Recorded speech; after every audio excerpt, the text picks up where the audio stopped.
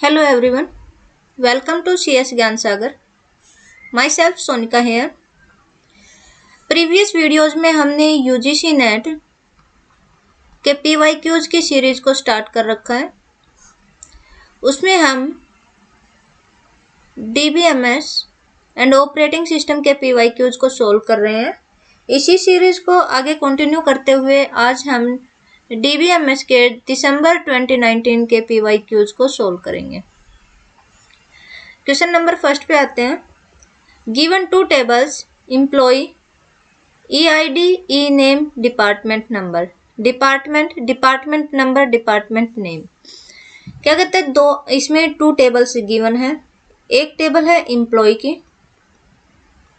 जो एम्प्लॉय की टेबल है उसके आपके एट्रीब्यूट हैं EID, E-name और डिपार्टमेंट नंबर। एक आपकी टेबल है डिपार्टमेंट की, जो डिपार्टमेंट की टेबल है उसके आपके एट्रीब्यूट हैं department number and department name. आगे बोला है कि find the most appropriate statement of the given query. Select count total from employ. जब भी कोई आपकी क्वेरी आती है उस क्वेरी को आप पार्ट्स में डिवाइड कर लो। जब पार्ट्स में डिवाइड करके आप सोल्व करते हो तो वो इजीली सोल्व हो जाती है। जो select count total from employ, आपको काउंट करना है टोटल। जब भी आप काउंट करोगे तो जो ये हेडिंग आती है वो आपकी टोटल के आ जाएगी। Where department number in D1 D2, जो आपका डिपार्टमेंट नंबर है वो D1 D2 D1 D2 D1 D2 जितने भी हैं, D1 3 को काउंट नहीं करेगा, सिर्फ D1 D2 के डिपार्टमेंट नंबर जिसके हैं उन एम्प्लॉइज को काउंट करेगा। तो वो आपके एम्प्लॉइज कितने हैं, जैसे 1 2 3 4। लेकिन आगे भी कंडीशन गिवन है कि group by department number having count greater than 5। ये आपको कंडीशन गिवन है। तो कंडीशन गिवन है कि जो आपका काउंट होगा वो ग्रेटर देन 5 होगा। ये कंडीशन भी आपकी गिवन है। तो कहता है कि क्या रिजल्ट आपका क्या आएगा। तो total number of employee in each department D1 and D2, हर डिपार्टमेंट में D1 और D2 डिपार्टमेंट में जितने टोटल नंबर ऑफ एम्प्लॉयज हैं वो निकल के आ जाएंगे। लेकिन इसमें कंडीशन शो नहीं है तो ये आपका आंसर नहीं होगा। Total number of employees of department D1 and D2 if there total is 5।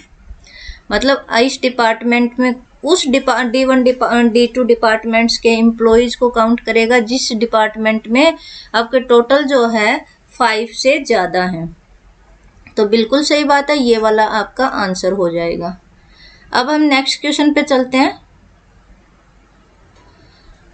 To concurrent executing transactions T1 and T2 are allowed to update same stock item से A। जो T1 and T2 transactions हैं, दोनों ही transaction आपके same stock जिसका नाम है A उसको update करती हैं इन एन अनकंट्रोल्ड मैनर। मतलब कोई भी सिस्टमेटिक वे ये यूज नहीं करती हैं, अनकंट्रोल्ड मैनर में आपके स्टॉक को ये अपडेट कर रही हैं। इन सच ए सिनेरियो फॉलोइंग प्रॉब्लम्स में अकर। Which of the following option is correct if database system has no concurrency module and allow concurrent execution of above two transactions?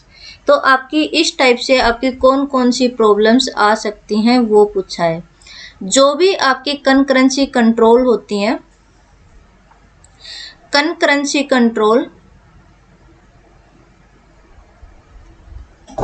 जो कंकरेंसी कंट्रोल जो प्रॉब्लम होती हैं आपकी, वो आपकी कुछ प्रॉब्लम होती हैं। जैसे आपकी होती है फैंटम रीड, एक होती है इनकरेक्ट समरी,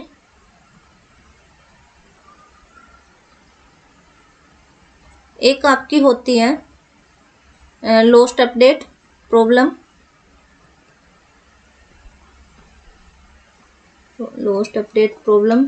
एक आपकी होती है डर्टी रीड,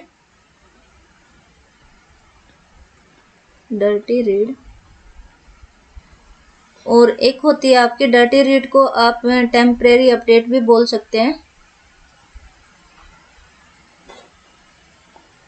टेम्परेरी अपडेट। एक आपकी होती है अनरिपीटेबल रीड, अनरिपीटेबल रीड।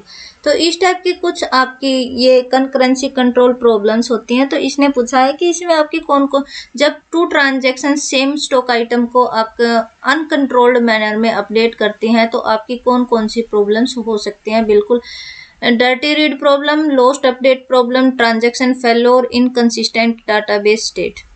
इस टाइप की आपकी कोई भी प्रॉब्लम नहीं होती है। इनकंसिस्टेंट डाटाबेस स्टेट, इसको आप इनकरेक्ट समरी भी बोल सकते हैं, इनकरेक्ट समरी मतलब एक साथ में दो ट्रांजैक्शन आपकी, जैसे मान लो T1 T2 है, T1 T2 ने एक साथ ही आपके डाटाबेस को अपडेट किया है। जब लास्ट में जब रिजल्ट देखते हैं तो T1 T2 ने मान लो उसमें x है, x में 10 ऐड किया है, और T2 है उसने x में से 10 माइनस किया है और x की वैल्यू मान लो 50 है। तो T1 के अकॉर्डिंग जो है आपका रिजल्ट 40 आना चाहिए, T2 के अकॉर्डिंग आपका रिजल्ट 60 आना चाहिए। जब फाइनल रिजल्ट देखता है तो T1 ट्रांजैक्शन का रिजल्ट आपको 60 शो करता है, T2 ट्रांजैक्शन को 40 शो करता है। इस टाइप की जो प्रॉब्लम होती है वो इनकरेक्ट प्रॉब्लम में आती हैं। तो बिल्कुल आपका ये A, B और D ये वाला आपका आंसर हो जाएगा। ट्रांजैक्शन फेलर नाम की कोई प्रॉब्लम नहीं होती है, तो आपका आंसर ये वाला आपका आंसर करेक्ट हो जाएगा। नेक्स्ट क्वेश्चन की बात करते हैं।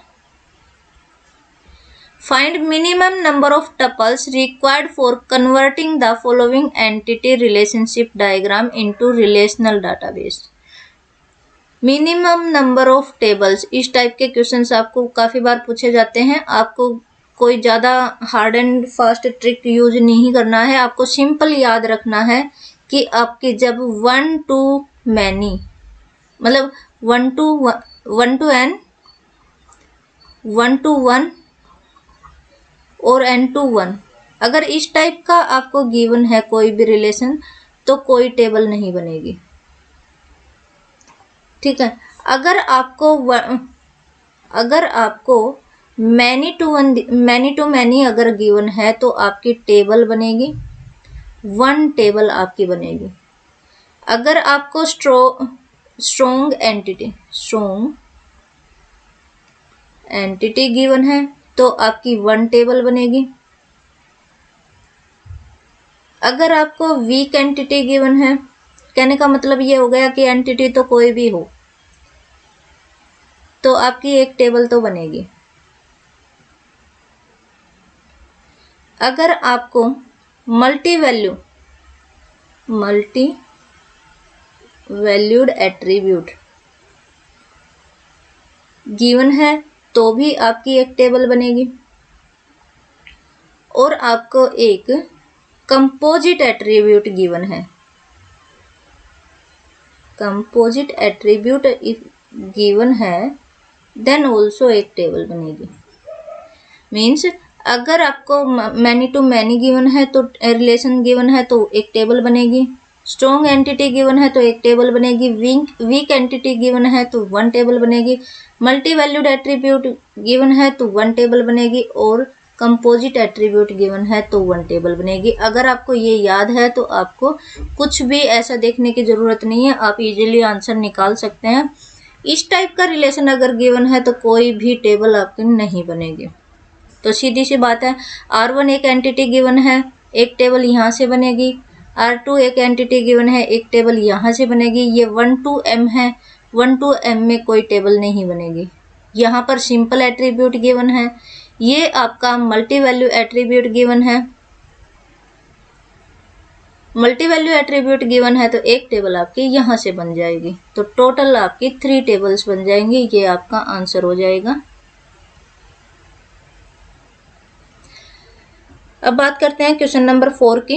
गिवन टू टेबल्स R1, एक टेबल है आपकी R1 जिसके एट्रीब्यूट हैं आपके एक्स वाई, एक टेबल है R2 जिसके एट्रीब्यूट हैं आपके Y and Z, with 50 and 30 number of tuples respectively. मतलब इसमें जो आपके टपल्स गिवन है ये 50 हैं, इसमें जो टपल्स गिवन है वो 30 हैं।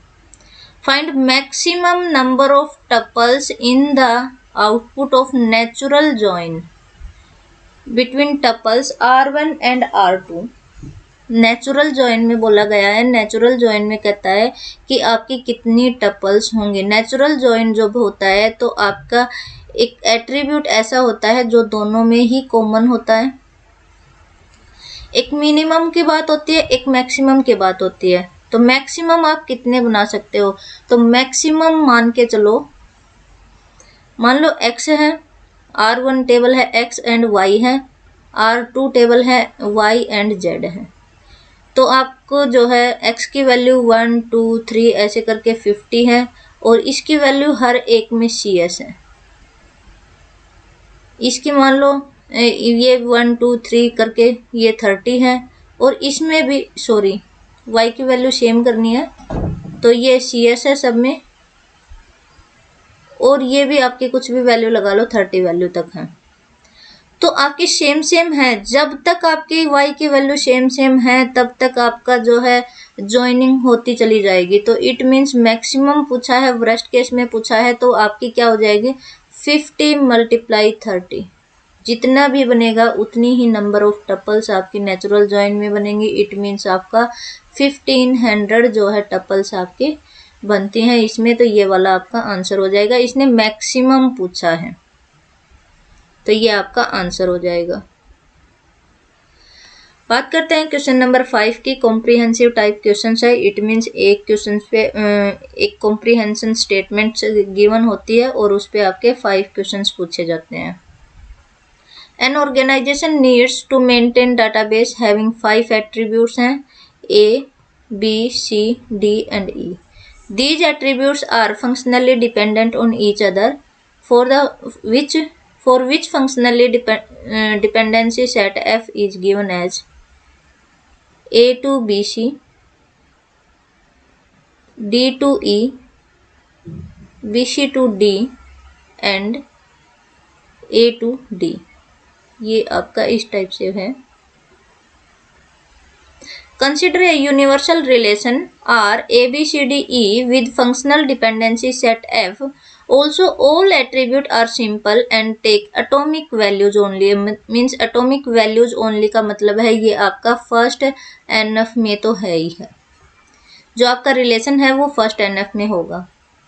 अब आपका क्वेश्चन क्या कहता है, minimal cover F of functional dependency set F is. Minimal cover का मतलब क्या होता है, मिनिमल कवर का मतलब होता है कि ऐसी डिपेंडेंसी को रिमूव करना जो पहले भी उससे रिलेटेड पहले भी आ चुकी है, जिसका कोई ज़्यादा एग्जिस्टेंस नहीं होता, वो रिपीटेशन में आ गई है।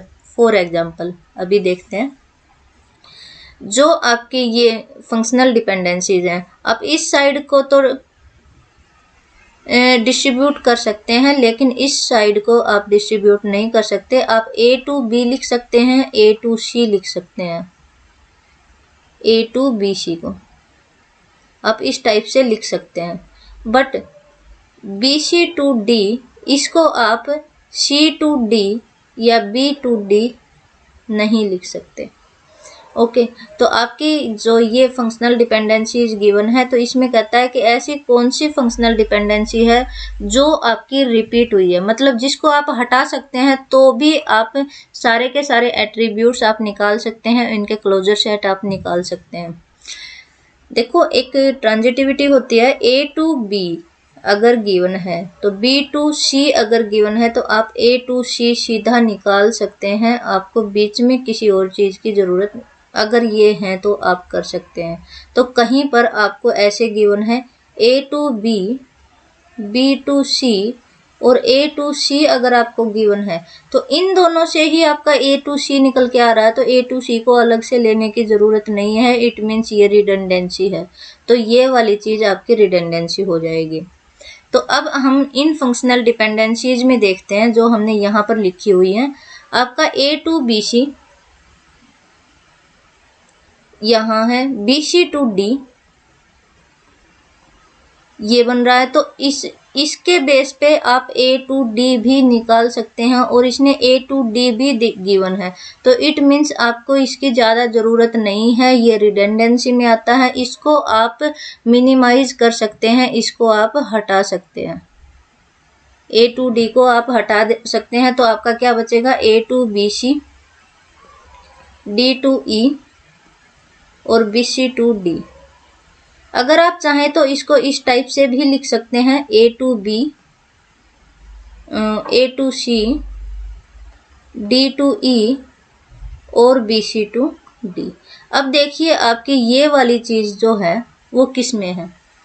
फर्स्ट देखते हैं A to B, yes A to B, A to C, हाँ yes A to C, BC to D, yes BC to D and D to E। बिल्कुल सही बात है, ये वाला सही हो जाएगा। हम आगे भी देखते हैं, A to BC, yes A to BC, B to D, B to D हम नहीं लिख सकते, अभी बताया था हमने B to D हम नहीं लिख सकते, तो इट मीन्स ये वाली चीज़ आपकी रॉन्ग हो जाएगी। A to B, yes A to B, A to C, yes A to C, A to D, A to D तो अभी हमने रिमूव किया है, तो ये वाली चीज़ आपकी रिडेंडेंसी में आ जाएगी, तो ये भी नहीं होगा। A to B, A to C, B to D, B to D ये नहीं गिवन है कहीं पर भी, तो ये भी ज़्यादा हो जाएगा, तो आपका आंसर जो है ये फर्स्ट वाला हो जाएगा।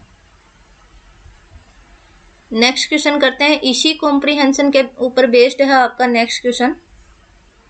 इसने बोला है कि assume that given table R is decomposed into टेबल्स R1 and R2। Two tables में इसको डिकम्पोज किया है, R1 है, R1 के जो एट्रीब्यूट हैं A B C हैं, एक उसको R2 में डिकम्पोज किया है जिसके हैं A D E। F1 and F2 इसकी फंक्शनैलिटी जो है, फंक्शनल डिपेंडेंसी जो R1 है उसकी फंक्शनल डिपेंडेंसीज हैं आपकी A to B और A to C, और जो R2 है इसकी फंक्शनल डिपेंडेंसी है आपके पास A to D ये वाली और D to E। इसके बेस पे आपको क्वेश्चन सोल्व करना है, which of the following option is true given decomposition. इस डिकम्पोजिशन के बेस पे आपका कौन सा जो आंसर है वो आपका करेक्ट होगा।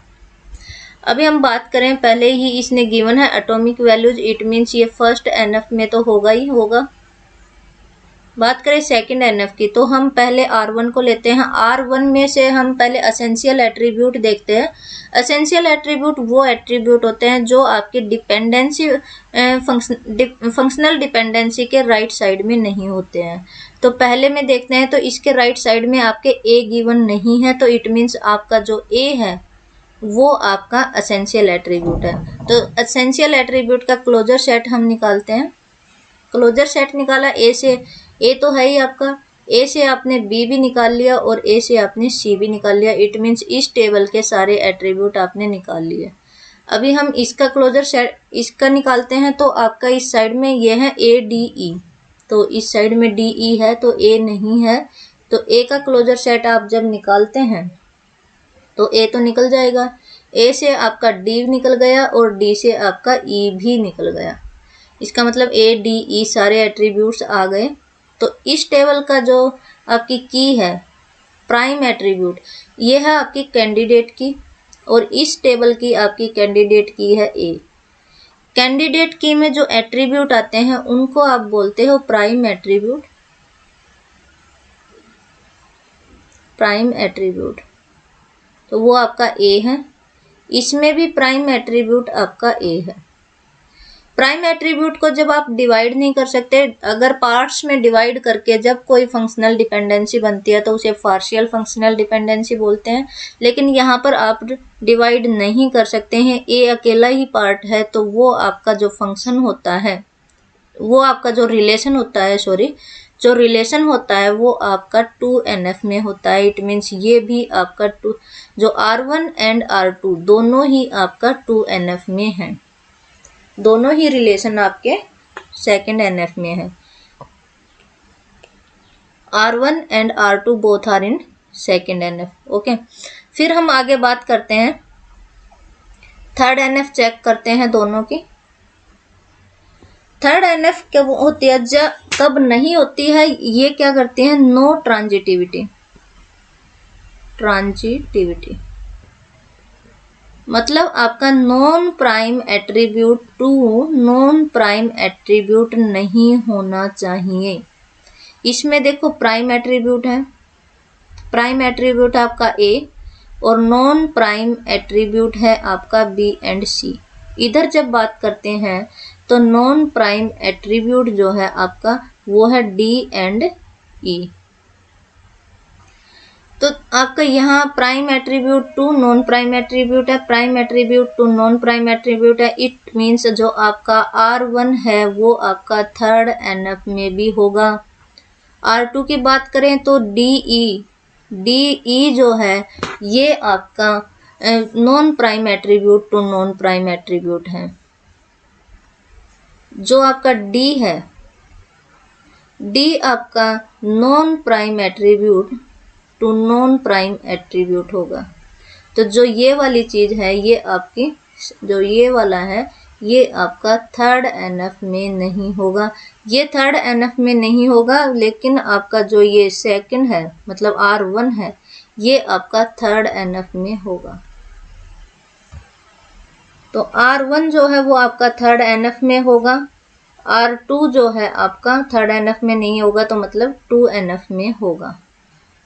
डिपेंडेंसी प्रिजर्विंग क्या कहती है, डिपेंडेंसी प्रिजर्विंग कहती है जब दो टेबल्स जो होती हैं जब इनका यूनियन आप करोगे तो आपको वो सारे के सारे एट्रीब्यूट्स आपके आने चाहिए जो कि आपकी फाइनल टेबल में होते हैं, फाइनल टेबल में है।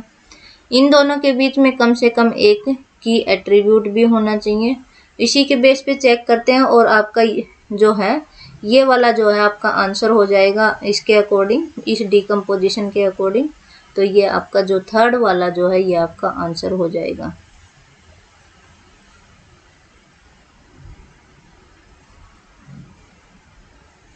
ओके, अब बात करते हैं हम नेक्स्ट क्वेश्चन के।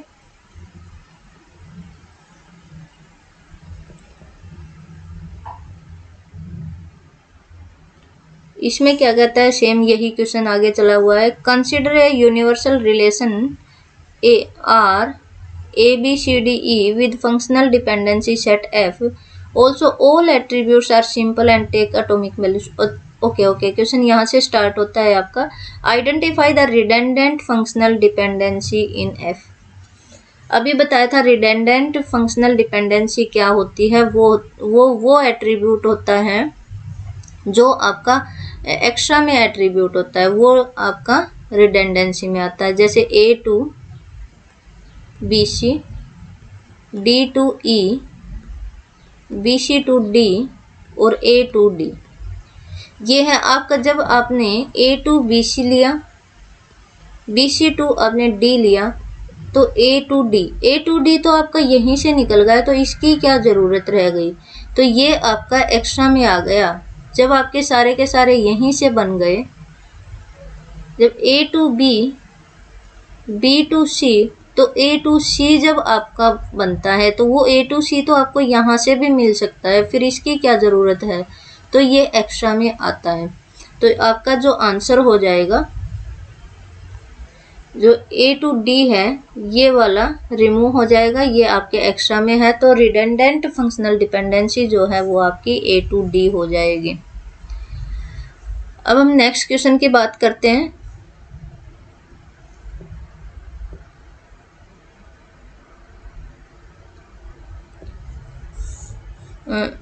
ये तो आपने पीछे भी देखा है, कॉम्प्रिहेंशन स्टेटमेंट है ये। Identify primary key of table R with functional dependency set. Functional dependency set है आपका A to BC, D to E, BC to D और A टू D। आपको प्राइमरी की निकालना है, मतलब इसकी की निकालना है आपको। एक तो सीधा सा जो होता है वो होता है आपका, एक दो वे होते हैं आपको निकालने के। एक तो आप निकाल सकते हो कि ऑप्शन वाइज निकालना हो तो इसका क्लोजर सेट निकाल लो, इसका भी क्लोजर सेट निकाल लो, इसका भी क्लोजर सेट निकाल लो और इसका भी क्लोजर सेट निकाल लो। दूसरा क्या होता है कि दूसरा आप इनमें से एसेंशियल एट्रीब्यूट निकाल लो।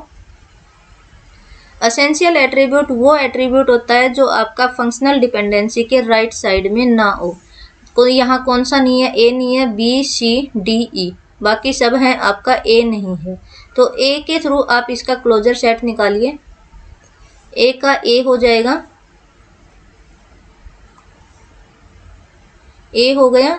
ए से आपने बी और सी निकाल लिया, बी और सी निकाल लिया। बी सी से आपने डी निकाल लिया, बी सी से आपका डी निकल गया, डी से आपने ई निकाल लिया। तो मतलब सारे एट्रीब्यूट्स आ गए हैं। तो इसका मतलब है जो आपका की एट्रीब्यूट है वो की एट्रीब्यूट आपका ए है। तो मतलब की एट्रीब्यूट जो है वो आपका ए हो जाएगा, ये आपका आंसर हो जाएगा। अब नेक्स्ट की बात करते हैं हम।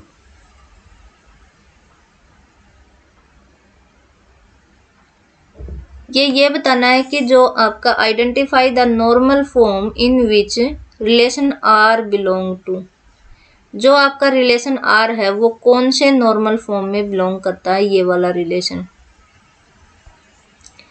जब सिंपल सी बात है, या तो आप निकाल के देख लो या आपने अभी ऊपर निकाल के देखा था।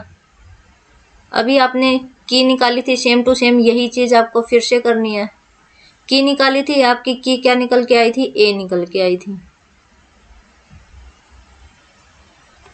एटॉमिक वैल्यूज इसने बोला है, इसका मतलब फर्स्ट एनएफ में तो ये है ही।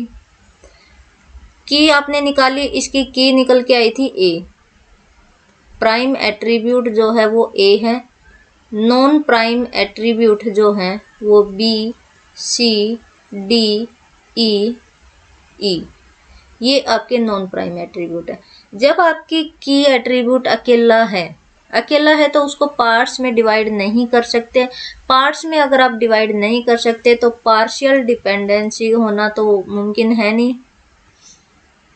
पार्शियल डिपेंडेंसी नहीं होगी, और जब पार्शियल डिपेंडेंसी नहीं होगी तो इट मीन्स आपका जो ये है रिलेशन, ये सेकेंड एनएफ में भी होगा।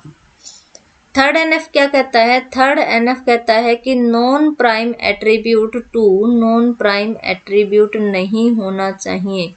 तो देखिए आपकी जो है A to B C, D to E और बी सी टू डी और ए टू डी, ये आपकी फंक्शनल डिपेंडेंसीज हैं, जिसमें ए जो है आपका की एट्रीब्यूट है। तो ए टू बी सी ये बिल्कुल सही है, ए टू डी ये भी सही है। लेकिन जो ये वाले हैं, ये और ये आपके non prime attribute to non prime attribute हो गए। और जब non prime attribute to non prime attribute है तो इसका मतलब ये आपका थर्ड एनएफ में नहीं होगा। थर्ड एनएफ में नहीं होगा तो आपका फोर्थ एनएफ में भी नहीं होगा। तो आपका जो आंसर है वो आपका हो जाएगा कि आपका जो रिलेशन है वो 2NF में है, और ये वाला आपका आंसर हो जाएगा। अब इतने ही क्वेश्चन थे। इस वाली वीडियो में हमने दिसंबर 2019 के PYQs को सोल्व किया है। प्रीवियस वीडियोस में हमने 2023, 2022, 2021 और 2020 और जून 2019 के PYQs को सोल्व किया हुआ है। जिसने वो वीडियोस नहीं देखी हैं, लिंक डिस्क्रिप्शन में मिलेगा, आप देख सकते हैं। Thank you so much.